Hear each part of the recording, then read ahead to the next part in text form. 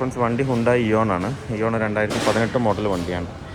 ഇതിൽ കംപ്ലയിൻറ്റ് പറഞ്ഞാൽ എൻജിൻ സീസായിരിക്കണമെന്നുള്ള കാരണം എന്ന് പറഞ്ഞു കഴിഞ്ഞാൽ, ഇവർ വണ്ടി ഓടിക്കുമ്പോൾ ചെറിയൊരു ആക്സിഡൻ്റ് എന്ന് പറഞ്ഞു കഴിഞ്ഞാൽ ഒരു നായ് കുറുക്കച്ചാടിയിട്ട് ഫ്രണ്ട് ബമ്പറിലിടിച്ച് റേഡിയേറ്റർ പൊട്ടിയിരിക്കണം. അപ്പോൾ റേഡിയേറ്റർ പൊട്ടിയെന്ന് തന്നെ കസ്റ്റമർ വണ്ടി ഇടിച്ചപ്പോൾ തന്നെ കസ്റ്റമർ നമ്മൾ വിളിച്ചപ്പോൾ എന്താ ചെയ്യേണ്ടതെന്ന് വെച്ചാൽ, വണ്ടി അവിടെ നിന്ന് സ്റ്റാർട്ട് ചെയ്യേണ്ട, വണ്ടി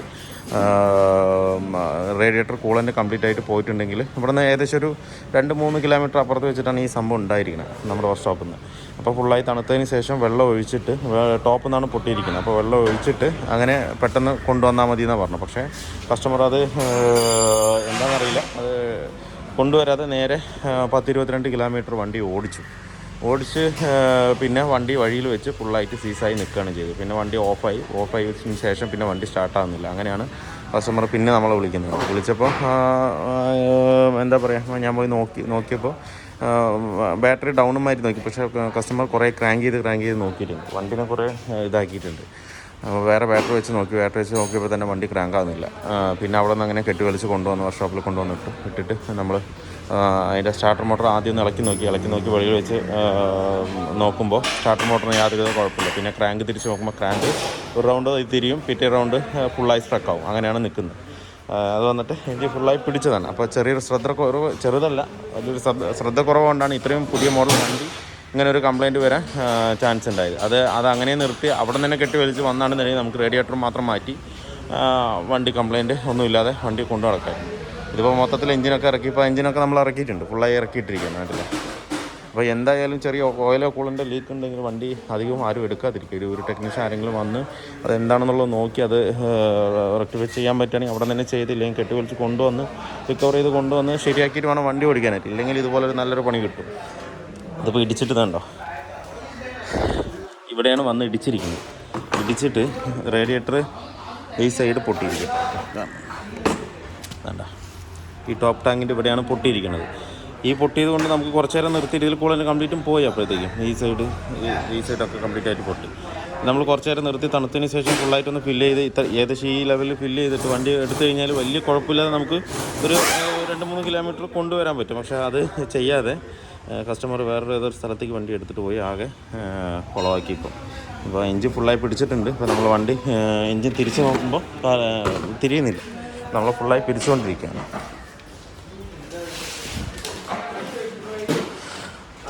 വേണ്ട, ഇതിപ്പോൾ എൻജിൻ്റെ ഫുൾ കണ്ടീഷനാണ്. ഇതിപ്പോൾ എൻജിൻ ഓയിൽ മാറ്റിയിട്ട് തന്നെ ഏകദേശം ഒരു 30,000 കിലോമീറ്ററോളം കൂടുതൽ ഈ വണ്ടി ഓടിയിട്ടുണ്ട്. വണ്ടി തീരെ ശ്രദ്ധിക്കാതെയാണ്. അപ്പോൾ വണ്ടി 2018 മോഡൽ എന്ന് പറഞ്ഞിട്ട് കാര്യമില്ല. വണ്ടി ശ്രദ്ധ എന്ന് പറയണതില്ല. ഇത് ഓയിൽ കംപ്ലീറ്റും സ്ലഡ്ജായിരിക്കണം ഇതിനകത്തുണ്ടോ.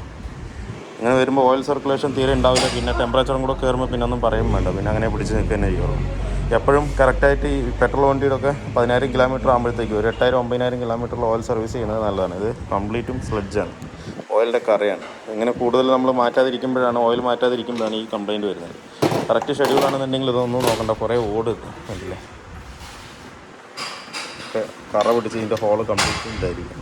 ഓയിലെന്ന് പറയുന്ന ഒരു അംശം പോലും ഇതിനകത്ത് കാണില്ല, ഫുള്ളായി ഡ്രൈ ആയിട്ടാണ് ഇരിക്കുന്നത്. നമ്മളിപ്പോൾ പിരിച്ചിട്ട് നോക്കാം എവിടെ എന്താ കംപ്ലയിൻ്റ് എന്നുള്ളത് ഞാൻ കറക്റ്റ് കാര്യം കാണിച്ചത്. രണ്ട് സ്ട്രെയിനർ കംപ്ലീറ്റ് ആയിട്ട് ഇത് ബ്ലോക്ക് ആയിരിക്കുന്നുണ്ടല്ലേ, ഓയിലിൻ്റെ സ്ലെഡ്ജ് കൊണ്ട് കംപ്ലീറ്റ് ആയി. ഇങ്ങനെ വരുമ്പോൾ ഓയിൽ സർക്കുലേഷൻ ഒട്ടും തന്നെ എഞ്ചിനകത്ത് കിട്ടില്ല. ഇത് മൊത്തം സ്ലെഡ്ജാണ്. നേരിയ തോതിൽ വേണമെന്നുണ്ടെങ്കിൽ ഓയിൽ ഹെഡിലേക്ക് എത്തി. അതുകൊണ്ടാണ് ആ ഹെഡ് അത്രയും ഡ്രൈ ആയി കിടക്കുന്നത്. ഇല്ലാന്നുണ്ടെന്നുണ്ടെങ്കിൽ നമ്മൾ എത്ര ദിവസം വണ്ടി നിർത്തിയിട്ടാലും ഹെഡിൻ്റെ ഭാഗത്ത് ചെറിയൊരു ഓയിലിൻ്റെ അംശമെങ്കിലും കാണുന്നത്. ഇത് മൊത്തം ഡ്രൈ ആണ്. എന്ന് വെച്ചാൽ സ്ട്രെയിനർ എത്രത്തോളം ബ്ലോക്കാണത്. അപ്പോൾ ഒരിക്കലും സർവീസ് ഷെഡ്യൂൾ തെറ്റാതെ കറക്റ്റായിട്ട് സർവീസ് ചെയ്തില്ല എന്നുണ്ടെങ്കിൽ എഞ്ചിൻ എന്തായാലും പണി കിട്ടും. ഇതിപ്പോൾ 2018 മോഡൽ വണ്ടിയാണ്, ആകെ 2-3 വർഷമായിട്ടില്ല. അപ്പോഴത്തേക്കും ഈ പണി കിട്ടണമെന്നുണ്ടെങ്കിൽ അത് ശ്രദ്ധക്കുറവുകൊണ്ട് മാത്രമാണ് ഈ കംപ്ലയിൻറ്റ് വന്നിരിക്കുന്നത്.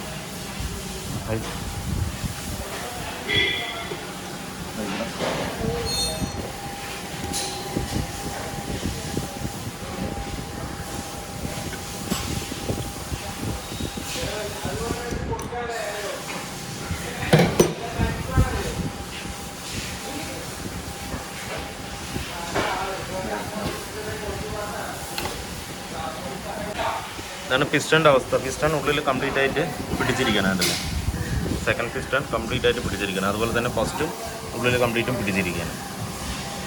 ഓയിലെത്താത്തതിൻ്റെ പ്രശ്നമാണ് ഈ കംപ്ലീറ്റ് മൊത്തം കംപ്ലൈൻറ്റ് വന്നിട്ടുള്ളത്. ഓയിലും അതുപോലെ തന്നെ ടെമ്പറേച്ചറും കയറി, രണ്ടും കൂടെ ആകുമ്പോൾ പിന്നെ ഒന്നും പറയുക വേണ്ട. എന്തായാലും നമുക്ക് കംപ്ലീറ്റ് ആയിട്ട് പിരിക്കാം. ഇയോണിൻ്റെ എൻജിൻ സെറ്റ് ചെയ്തിട്ടുണ്ട്, പിസ്റ്റണും കാര്യങ്ങളെല്ലാം ലോഡ് ചെയ്തിട്ടുണ്ട്. കണക്റ്റിംഗ് റോഡ് 2 മാറിയിട്ടുണ്ട്. ഇത് പഴയ കണക്റ്റിംഗ് റോഡാണ്. ഇതും ഈ കണക്റ്റിംഗ് റോഡ് നമ്മൾ 2 മാറിയിട്ടുണ്ട്. അതുപോലെ ഹെഡ് കംപ്ലീറ്റ് ആയിട്ട് ക്ലീൻ ചെയ്ത് സെറ്റ് ചെയ്തിട്ടുണ്ട്. അപ്പോൾ നമ്മൾ മാറ്റിയത് ഇതാണ്. പിസ്റ്റൺ കണ്ടില്ലേ, ഫുള്ളായി പിടിച്ചിരിക്കുകയാണ് പിസ്റ്റൺ. എല്ലാ പിസ്റ്റണും 3 പിസ്റ്റണും ഇതിനകത്ത് നല്ലോണം പിടിച്ചിട്ടുണ്ട്. മെയിനായിട്ട് ഓയിലില്ലാതെ ഓടിയതിൻ്റെ പ്രശ്നമാണ് ഈ കംപ്ലീറ്റും വന്നിരിക്കുന്നത്. അതുപോലെ കണക്റ്റിംഗ് റോഡ് 2 ചെറിയൊരു ബെൻഡ് ഉണ്ട്. എന്താണെന്ന് വെച്ചാൽ നമ്മൾ സെറ്റ് ചെയ്തിട്ട് നോക്കുമ്പോൾ ടോപ്പിലെത്തുമ്പോൾ ചെറിയൊരു വ്യത്യാസം അതിനകത്ത് കാണിക്കുന്നുണ്ട്. അത് മാത്രമല്ല പിന്നിൻ്റെ അവിടെ ഹെവി ആയിട്ട് പിടിച്ചിട്ടുണ്ട്. ഉള്ളിൽ ഇതല്ല, പിന്നും കയറി പിടിച്ചിട്ടുണ്ട്. ഇതെല്ലാം ഓയിലില്ലാത്തതിൻ്റെ പ്രശ്നം കൊണ്ട് വന്നതാണ്. ഇനിയിപ്പോൾ നമ്മൾ എല്ലാ സാധനങ്ങളും ഒന്ന് ക്ലീൻ ചെയ്ത് സെറ്റാക്കിയിട്ട് എനിക്ക് കയറ്റാനാണ്. അപ്പോൾ അവിടെ ഇയോണിൻ്റെ ഫുൾ എൻജിൻ സെറ്റ് ചെയ്ത് കഴിഞ്ഞിട്ടുണ്ട്. എല്ലാ കംപ്ലീറ്റ് വർക്കും ഇപ്പോൾ ഫിനിഷ് ചെയ്തിട്ടുണ്ട്. ഇനിയിപ്പോൾ നമുക്ക് ഓയിൽ ഫിൽറ്റർ ഇടണം. ബാക്കി നമുക്ക് എൻജിന് വണ്ടിയിലേക്ക് കയറ്റണം. ബാക്കിയുള്ള എല്ലാ വർക്കും കഴിഞ്ഞിട്ട് ഇപ്പോൾ നമ്മൾ ചെയ്തത് എല്ലാ സാധനവും മാറ്റിയിട്ടുണ്ട്. പിസ്റ്റണും കാര്യങ്ങളും, റിങ്സ്, അതുപോലെ connecting road, bearing, main bearing പറഞ്ഞ പോലെ എല്ലാ സാധനവും ഇതിനകത്ത് നമ്മൾ സെറ്റ് ചെയ്തിട്ടുണ്ട്. അതുപോലെ തന്നെ 2 കണക്റ്റിംഗ് റോഡും ഇതിനകത്ത് നമ്മൾ ചേഞ്ച് ചെയ്തിട്ടുണ്ട്. പിന്നെ അതുപോലെ പ്ലഗ് കാര്യങ്ങളെല്ലാം പുതിയ തന്നെ ഇതിനകത്ത് സെറ്റ് ചെയ്തിരിക്കുന്നത്. ഇനിയിപ്പോൾ നമുക്ക് ക്രാങ്ക് കേസ് സെറ്റ് ചെയ്യാനുണ്ട്. അതുപോലെ തന്നെ ഓയിലിൻ്റെ സ്ട്രെയിനർ നമുക്ക് മാറ്റി വിടുന്നതായിരിക്കും ബെറ്റർ. എന്താ വെച്ചാൽ അത്രത്തോളം അതിനകത്ത് കാർബൺ കയറി ഫുള്ളായിട്ട് അടഞ്ഞിരിക്കുന്നത്. നമ്മൾ എത്ര തന്നെ ക്ലീൻ ചെയ്താലും അത് അത്രത്തോളം ക്ലീൻ ആവില്ല. അപ്പോൾ അത് ഒരു 150-300 രൂപ കണ്ടാൽ വരുന്നുള്ളൂ ഓയിൽ സ്ട്രെയിനറിന്. അപ്പോൾ നമുക്ക് ആ സ്ട്രെയിനർ സെപ്പറേറ്റ് നമുക്ക് മാറ്റി കഴിഞ്ഞ് കഴിഞ്ഞാൽ ആ ഭാഗം നമുക്ക് നോക്കേണ്ട ആവശ്യമില്ല. അപ്പോൾ അതും കൂടെ നമുക്ക് ചേഞ്ച് ചെയ്യണം. അതുപോലെ തന്നെ നമ്മൾ ക്ലച്ച് ഇതിനകത്ത് മാറുന്നുണ്ട്. അതുപോലെ റേഡിയേറ്റർ നമ്മളിതിനകത്ത് മാറുന്നുണ്ട്. ക്ലച്ചും റേഡിയേറ്ററും നമ്മൾ ഒറിജിനൽ പാർട്സ് തന്നെയാണ് ഇതിനകത്ത് എടുത്തിരിക്കുന്നത്. കണ്ടില്ലേ, ഹ്യുണ്ടായിയുടെ ഒറിജിനൽ പാർട്സ് തന്നെയാണ് റേഡിയേറ്റർ. നമുക്ക് വരുന്നത് 2603 രൂപ.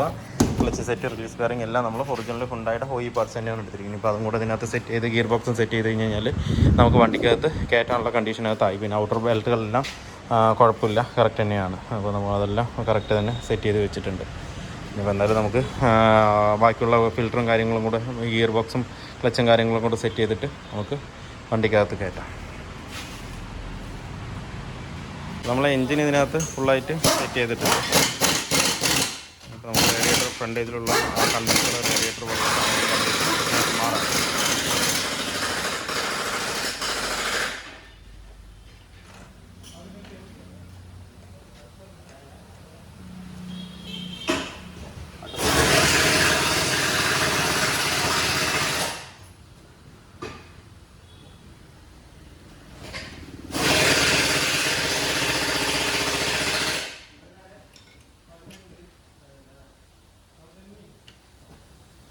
അതാദ്യം പറ്റും.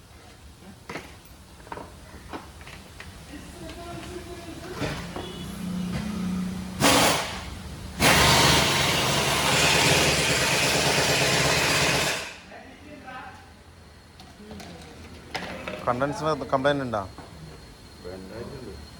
നോക്കട്ടെ.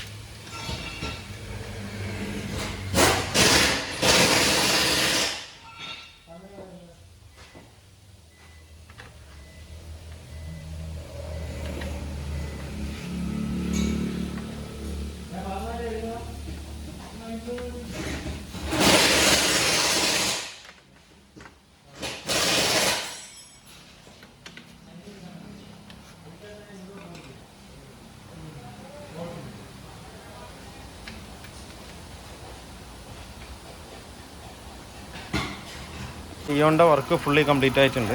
അപ്പോൾ ഇതിൽ നമ്മൾ എൻജിൻ്റെ ഫുൾ വർക്ക് ഇതിനകത്ത് ചെയ്തിട്ടുണ്ട്. പിസ്റ്റൺ മാറി, അതുപോലെ ring set, connecting road bearing, main bearing, connecting road 2 എല്ലാം മാറ്റിയിട്ടുണ്ട്. ഒരു കണക്റ്റിംഗ് റോഡ് മാത്രം പെയിൻറ്റിങ് വെച്ച് ബാക്കി എല്ലാം പുതിയ പാർട്സ് ഇട്ടിട്ടാണ് നമ്മൾ ഇതിനകത്ത് ചെയ്തിരിക്കുന്നത്. ഇപ്പോൾ റണ്ണിങ്ങും പക്കാ സ്മൂത്ത് തന്നെയാണ്. ഓടിച്ചിട്ട് വന്നിട്ടാണ് നിർത്തിയിരിക്കുന്നത്. പിന്നെ റണ്ണിങ്ങിൽ ഇപ്പോൾ ഏകദേശം ഒരു 60 കിലോമീറ്റർ സ്പീഡിലൊക്കെ നമുക്കിപ്പോൾ വണ്ടി റൺ ചെയ്യാൻ പറ്റുള്ളൂ. എന്താ വെച്ച് കഴിഞ്ഞാൽ പുതിയ എഞ്ചിൻ പോലെയാണ് ഇപ്പോൾ ഇരിക്കുന്നത്. അപ്പോൾ ഏകദേശം ഒരു 2000 കിലോമീറ്റർ വരെ ഒരു 60, 50, 70 കിലോമീറ്റർ സ്പീഡിൽ റൺ ചെയ്ത് എഞ്ചിനൊന്ന് സെറ്റ് ആവണം. പിസ്റ്റൺ കറക്റ്റായിട്ട് സെറ്റായാൽ മാത്രമേ കറക്റ്റ് ആവുള്ളൂ. നല്ലൊരു ഫ്രീനെസ് കിട്ടുള്ളൂ. ഒരു 2000 കിലോമീറ്റർ കഴിഞ്ഞിട്ട് ഒരു ഓയിൽ സർവീസും കൂടെ ചെയ്ത് കഴിഞ്ഞാൽ പിന്നെ നമുക്ക് എങ്ങനെ വേണമെങ്കിലും റഫായിട്ട് ഓടിക്കാം. ഇതിപ്പോൾ ഈ കംപ്ലയിൻറ്റ് മെയിൻ വരാൻ കാരണം ഓയിൽ സർവീസും മെയിൻ്റനൻസ് കറക്റ്റ് അല്ലാത്തത് കൊണ്ട് മാത്രമാണ് ഇപ്പോൾ ഈ എഞ്ചിൻ പണി കിട്ടിയിരിക്കുന്നത്. അതുമാത്രമല്ല, റേഡിയേറ്റർ അടിച്ച് ബെൻഡായിട്ട് വീണ്ടും ആ വണ്ടി എടുത്തിട്ട് കസ്റ്റമർ എടുത്തിട്ട് പോയി. പക്ഷേ കസ്റ്റമർ എല്ലാം എടുത്തത് വേറൊരാൾ അറിയാതെ എടുത്തിട്ട് പോയതാണ്. അയാൾക്ക് അറിയില്ല റേഡിയേറ്റർ കംപ്ലയിൻ്റ് ആയിട്ടിരിക്കുന്ന കാര്യം അറിയില്ല. അങ്ങനെ എടുത്തിട്ട് പോയതാണ്. ചോദിക്കാതെ വണ്ടി എടുത്തിട്ട് അങ്ങ് പോയതാണ്. പോയി 10 കിലോമീറ്റർ ആയപ്പോൾ വണ്ടി പിടിച്ചു തന്നു. ഒന്ന് ആ ഒരു കാരണം, ഹീറ്റായി ടെമ്പറേച്ചർ കയറി. പിന്നെ രണ്ടാമത്തെ കാരണം എന്ന് പറഞ്ഞു കഴിഞ്ഞാൽ എഞ്ചിൻ ഞാൻ കാണിച്ചു തന്നല്ലോ, അത്രയും ബ്ലോക്കാണ്. ബ്ലോക്ക് എന്ന് പറഞ്ഞാൽ 40,000-40,000 കിലോമീറ്റർ ആയിട്ടുണ്ടാവും വണ്ടി സർവീസ് ചെയ്തിട്ട് തന്നെ. ഷെഡ്യൂൾ സർവീസ് കഴിഞ്ഞ് ഓയിൽ മാറ്റാതെ 40,000-40,000 കിലോമീറ്റർ അത്രയും കട്ടിയായിട്ടാണ് ഓയിൽ ഇതിനകത്ത് ഉണ്ടായിരുന്നത്. അപ്പോൾ അങ്ങനെ വന്ന കംപ്ലയിൻറ്റ്. അപ്പോൾ എപ്പോഴും നമ്മുടെ വണ്ടികൾ എപ്പോഴും ഒരു 10,000 പറഞ്ഞ ഒരു 8,000 സർവീസ് ചെയ്യുക, അല്ലെങ്കിൽ 10,000 സർവീസ് ചെയ്യാൻ ഒരു 10,000, 11,000 ആയാലും കുഴപ്പമില്ല, ഒരു കുഴപ്പവും വരില്ല. എഞ്ചിൻ ഓയിൽ കറക്റ്റ് ഷെഡ്യൂളിൽ മെയിൻറ്റെയിൻ ചെയ്ത് കഴിഞ്ഞാൽ വണ്ടിക്ക് യാതൊരുവിധ കംപ്ലയിൻറ്റ് ഉണ്ടാവില്ല. വണ്ടി എപ്പോഴും നമുക്ക് നീറ്റായിട്ട് തന്നെ ഉപയോഗിച്ച് കൊണ്ടു നടക്കാൻ പറ്റും. ഇതിപ്പോൾ ഇങ്ങനെയൊക്കെ ആകുമ്പോൾ എത്ര പൈസ ചിലവാകുന്നിപ്പോൾ. വെറുതെ ഒരു ഓയിൽ സർവീസ് ചെയ്ത് കൊണ്ടുപോയാൽ മതി. ഇത് ഓയിൽ സർവീസ് 2,000-2,500 റുപ്യ ഓയിൽ സർവീസ് എല്ലാ ലേബർ അടക്കം തീരും. അതിന് വേണ്ടിയിട്ട് ഇപ്പോൾ അതിൻ്റെ 10 മടങ്ങ് പൈസയാണ് ഇപ്പോൾ ചിലവാക്കാൻ നിൽക്കുന്നത് എഞ്ചിൻ പണിക്കായിട്ട്.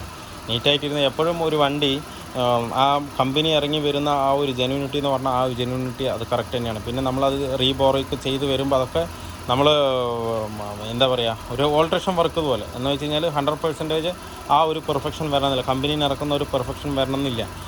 വരായികയല്ല. എന്നാലും ഞാൻ പറയണം, ഓപ്പണായിട്ട് കാര്യം പറയണം. അപ്പോൾ നമ്മൾ ഇരിക്കുന്നതോളം വണ്ടി നമ്മുടെ കയ്യിൽ ഇരിക്കുന്നതോറും കറക്റ്റ് മെയിൻ്റനൻസ് കറക്റ്റാക്കി അതിൻ്റെ സർവീസ് ഷെഡ്യൂൾ കറക്റ്റ് എല്ലാം പക്കയാക്കി കഴിഞ്ഞ് കഴിഞ്ഞാൽ വണ്ടിക്ക് യാതൊരു ബുദ്ധിമുട്ടുണ്ടാവില്ല. ആ വണ്ടിക്ക് ആ ഒരു ജെന്യൂനിറ്റി ഉണ്ടാവും. എപ്പോഴും വണ്ടി ആ ഒരു പുതുമ നമുക്ക് നിലനിർത്താൻ പറ്റും. അല്ലാത്ത പക്ഷം കറപറ നാക്കി കഴിഞ്ഞ് കഴിഞ്ഞാൽ പല ബുദ്ധിമുട്ടുകൾ, വണ്ടി ഓടിക്കാനൊരു സുഖക്കുറവ്, വണ്ടിയുടെ എഞ്ചിൻ്റെ സൗണ്ടിന് വ്യത്യാസം, പിന്നെന്താ പറയുക, ടെമ്പറേച്ചറിന് വ്യത്യാസം, ഇതിനെല്ലാം നമുക്ക് ബാധിക്കും. എല്ലാ കാര്യത്തിലും നമുക്ക് വളരെ ബുദ്ധിമുട്ടാണ്. അപ്പോൾ നമ്മൾ അതുപോലെ തന്നെ നമ്മൾ ഇടുന്ന പാർട്സുകളും അധികം നമ്മൾ ജെന്യൂൻ പാർട്സ് ഇടാൻ നിന്ന് കഴിഞ്ഞാൽ അതിൻ്റെ ഒരു പെർഫെക്ഷനും അതിനകത്ത് നമുക്ക് കറക്റ്റായിട്ട് നമുക്ക് ചെയ്യാൻ പറ്റും. അപ്പോൾ ഇതിലിപ്പോൾ മെയിനായിട്ട് വന്നത് ആ ഒരു ഫോൾട്ട് കൊണ്ട് മാത്രമാണ് ഈ കംപ്ലയിൻറ്റ് വന്നത്. അപ്പോൾ നമ്മളിതിൽ അതിൻ്റെ കൂടെ തന്നെ ക്ലച്ച് കാര്യങ്ങൾ എല്ലാം മാറി, അതിൻ്റെ റേഡിയേറ്റർ മാറി, ക്ലച്ചെല്ലാം നമ്മൾ ഒറിജിനൽ തന്നെയാണ് ഇതിനകത്ത് ഇട്ടിരിക്കുന്നത്. അതുകൊണ്ട് ക്ലച്ചും ഇപ്പോൾ ചവിട്ടുമ്പോൾ ഭയങ്കര സ്മൂത്താണ്, ഓടിക്കാനും നല്ല സ്മൂത്തായിട്ടുണ്ട്. ഇപ്പം യാതൊരുവിധ വൈബ്രേഷനോ കാര്യങ്ങളോ ഒന്നും തന്നെ ഇല്ല. എല്ലാം തന്നെ പക്കാണ്. സ്പാർക്ക് പ്ലഗ് കാര്യങ്ങൾ എല്ലാം തന്നെ നമ്മൾ പുതിയതായിട്ട് ഇട്ടിരിക്കുകയാണ്. ഇനിയിപ്പോൾ നമുക്ക് എന്താ ചെയ്യേണ്ടതെന്ന് വെച്ചാൽ ഏകദേശം ഒരു 4-5 മണിക്കൂറോളം, 5 ഒരു 6 മണിക്കൂറോളം ഫ്രീ റണ്ണിങ്ങിൽ ഇട്ടതിന് ശേഷം എന്നിട്ട് നമുക്ക് എല്ലാം ചെക്ക് ചെയ്ത് ലീക്ക് കാര്യങ്ങൾ ചെക്ക് ചെയ്തിട്ട് മാത്രമേ നമുക്ക് കസ്റ്റമർക്ക് ഇത് ഡെലിവറി ചെയ്യാൻ പറ്റുള്ളൂ. അല്ലാത്ത പക്ഷം നമ്മൾ വണ്ടി കൊടുത്തു കഴിഞ്ഞ് കഴിഞ്ഞാൽ ഉടനെ അവരെടുത്ത് വണ്ടി എടുത്ത് തെറിപ്പിച്ച് വിട്ട് കഴിഞ്ഞ് കഴിഞ്ഞാൽ ആകെ ബുദ്ധിമുട്ടാവും. എൻജിൻ എന്തായാലും സെറ്റാവണം. ഒരു 2,000 കിലോമീറ്റർ ഒരു 4-5 മണിക്കൂർ ഫ്രീ റണ്ണിങ്ങിൽ ഇട്ടാൽ മാത്രമേ എൻജിൻ കറക്റ്റ് സെറ്റാവുള്ളൂ. ഇല്ലാത്ത പക്ഷം അത് ബുദ്ധിമുട്ടിലേക്ക് വീണ്ടും അത് കംപ്ലയിൻറ്റ് വരാൻ സാധ്യതയുണ്ട്. പല സൗണ്ടുകളും കാര്യങ്ങളും എല്ലാം വരാൻ സാധ്യതയുണ്ട്. കറക്റ്റ് 2000 സർവീസും കറക്റ്റായിട്ട് ചെയ്യണം. അപ്പോൾ എല്ലാവരും ശ്രദ്ധിക്കും. വണ്ടി മെയിൻ്റനൻസ് നമ്മളെ മക്കളെ നോക്കുന്ന പോലെ പക്കയായിട്ട് നോക്കുക. എന്നാൽ മാത്രമേ അതൊരു നന്നായിട്ട് ആ ഒരു ഫ്രഷ്നെസ്സോടുകൂടി നമുക്ക് കൊണ്ടു നടക്കാൻ പറ്റുള്ളൂ. അപ്പോൾ വീഡിയോ എല്ലാവർക്കും ഇഷ്ടമാണെങ്കിൽ ലൈക്ക് ചെയ്യുക, ഷെയർ ചെയ്യുക, അതുപോലെ തന്നെ സബ്സ്ക്രൈബ് ചെയ്യാതെയാണ് വീഡിയോ കാണുന്നതെങ്കിലും സബ്സ്ക്രൈബ് ചെയ്ത് സപ്പോർട്ട് ചെയ്യുക. അപ്പോൾ മറ്റൊരു വീഡിയോയിലേക്ക് കാണുന്നവരെ എല്ലാവർക്കും ബൈ.